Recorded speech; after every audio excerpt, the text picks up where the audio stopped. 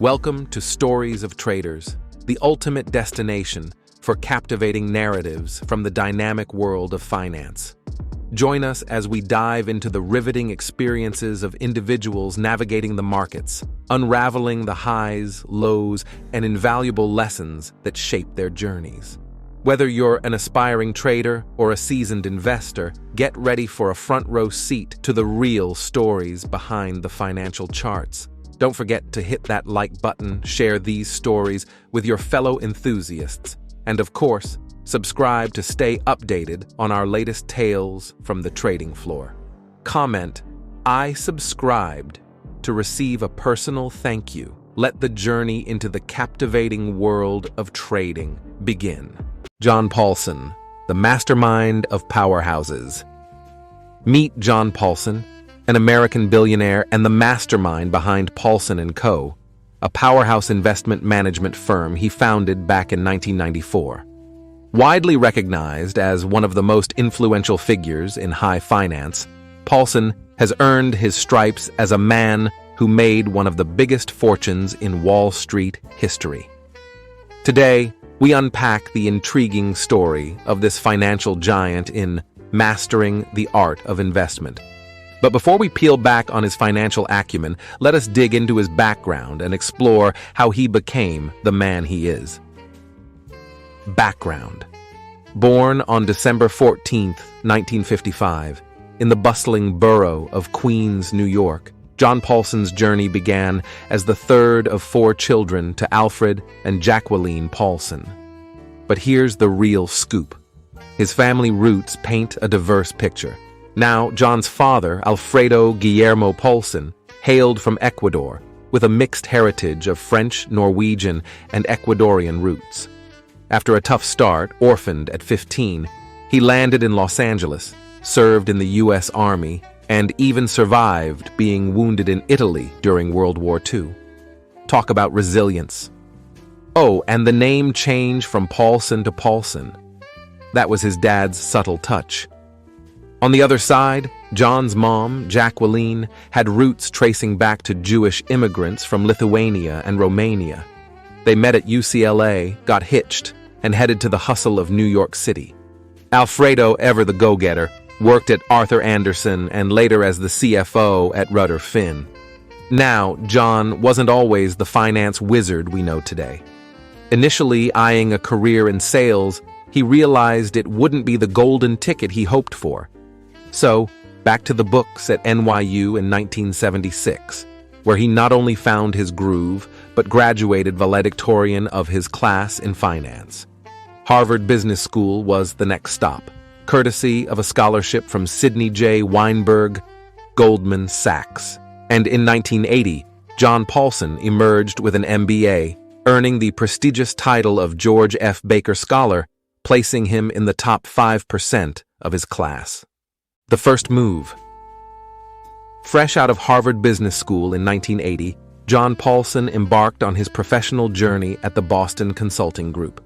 But he wasn't just crunching numbers. He was knee-deep in research, dishing out advice to companies hungry for strategic insights. However, the allure of Wall Street beckoned, and Paulson, with stars in his eyes, set sail for Odyssey Partners. There, under the wing of finance titan Leon Levy, he honed his skills, laying the groundwork for his future in investments. The twists and turns of Paulson's career then led him to Bear Stearns, where he dove headfirst into the mergers and acquisitions department.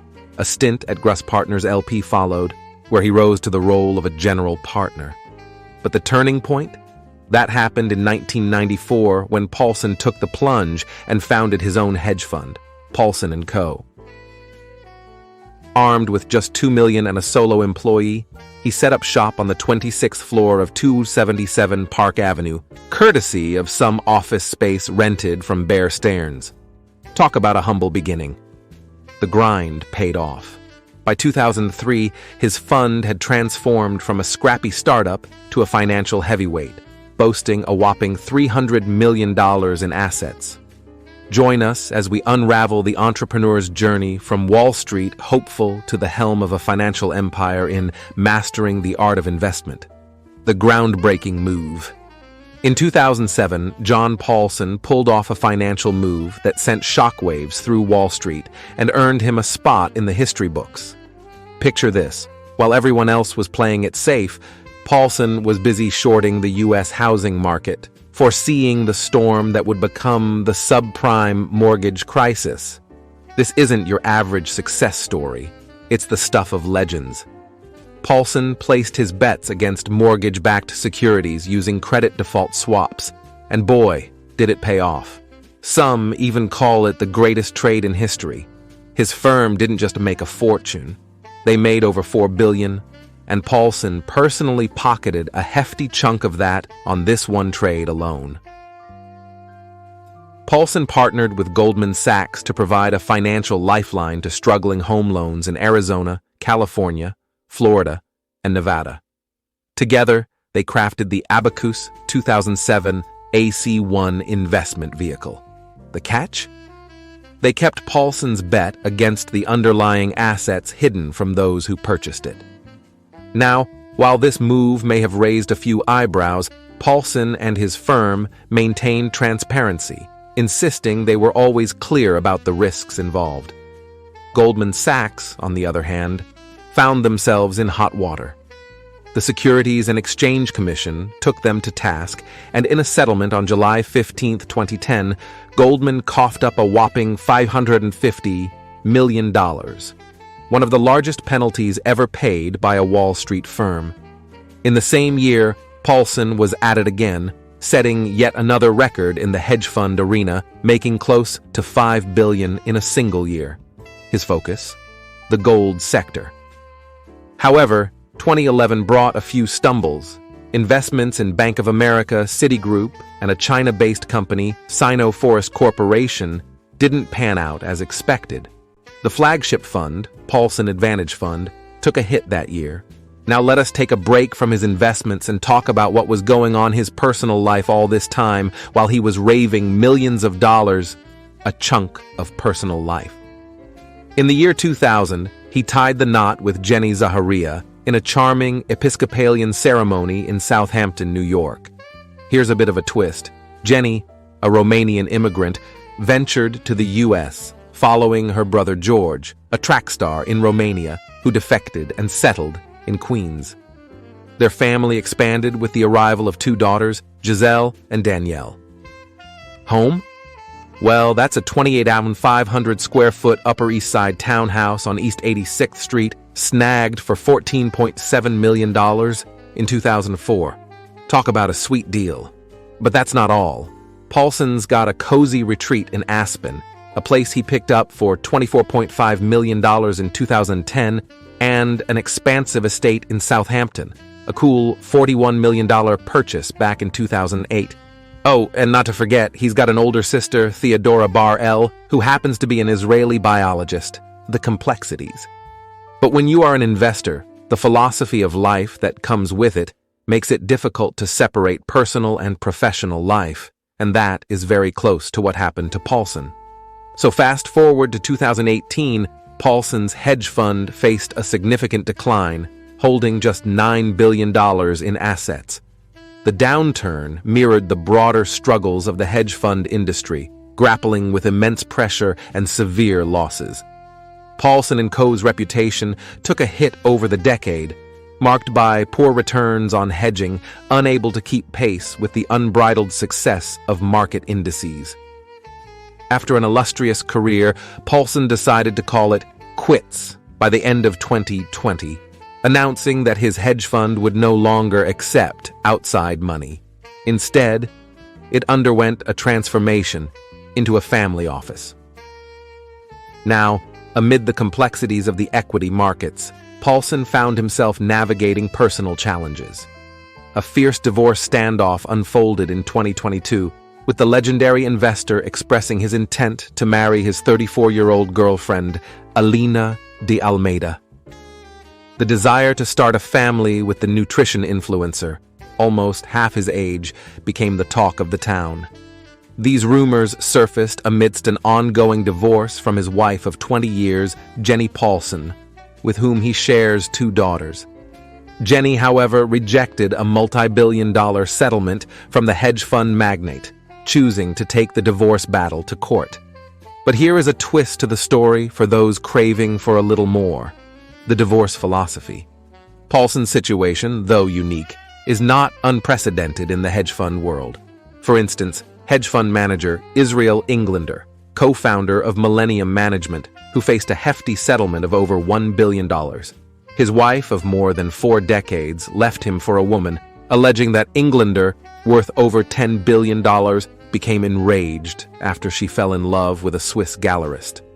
On the flip side, David Einhorn, the brains behind Greenlight Capital, smoothly sailed through a separation from his wife of 24 years, Cheryl Strauss, in 2017.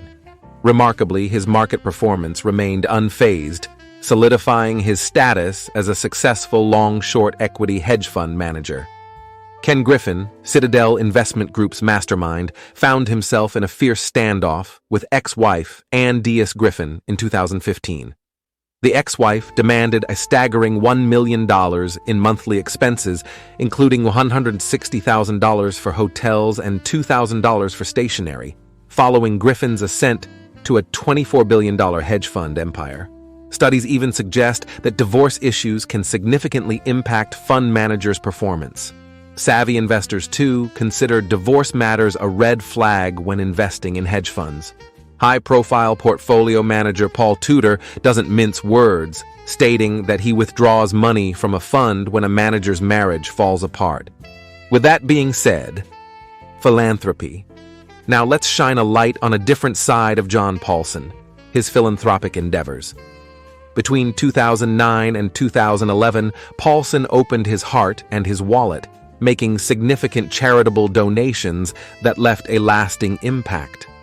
A whopping $15 million went to the Center for Responsible Lending, showcasing his commitment to responsible financial practices. New York University's Stern School of Business received a generous $20 million, leading to the naming of an auditorium in his honor. Paulson's philanthropy stretched across borders, with a thoughtful $5 million contribution to Southampton Hospital on Long Island. He also earmarked $15 million for the construction of a children's hospital in Guayaquil, Ecuador, showcasing his global perspective. The London School of Economics became a beneficiary of Paulson's generosity, with a $2.5 million gift for the establishment of the John A. Paulson Chair in European Political Economy. In October 2012, Paulson made history with a monumental $100 million donation to the Central Park Conservancy, the largest single gift in the history of New York City's park system. Fast forward to June 2015, and Paulson's philanthropy reached new heights with a staggering $400 million gift to Harvard University's School of Engineering and Applied Sciences. This gift became the largest in the university's history, leading to the renaming of the school to the Harvard John A. Paulson School of Engineering and Applied Sciences. But he didn't stop there. In the same month, he infused $8.5 million into Success Academy, New York City's largest charter school organization, aiming to reshape public education by opening middle schools in Brooklyn's Bedford-Stuyvesant and Manhattan's Hell's Kitchen areas. Recently, in 2022, New York University announced another major gift, $100 million from Paulson towards a new building in its Washington Square campus. In appreciation, the building was named the John A. Paulson Center, symbolizing his enduring commitment to education and community welfare. Bottom line. From the tumultuous tides of Wall Street to the enduring impact on education and healthcare, Paulson's story unveils the art of investment and the transformative influence of giving. Stay tuned for more financial insights on our next episode of exploring the life of another financial world figure. Thank you for tuning in to another compelling episode of Stories of Traders. We hope you found inspiration and valuable insights from the fascinating tales shared today. If you enjoyed the video, don't forget to give it a thumbs up, share it with your trading community, And if you haven't already, hit that subscribe button to stay connected with our future stories. Comment "I subscribed" to receive a personal thank you. Remember, the financial world is full of twists and turns, and we'll be here, bringing you the real, unfiltered stories that matter. Until next time, happy trading, and may your portfolios thrive. This is Stories of Traders, signing off.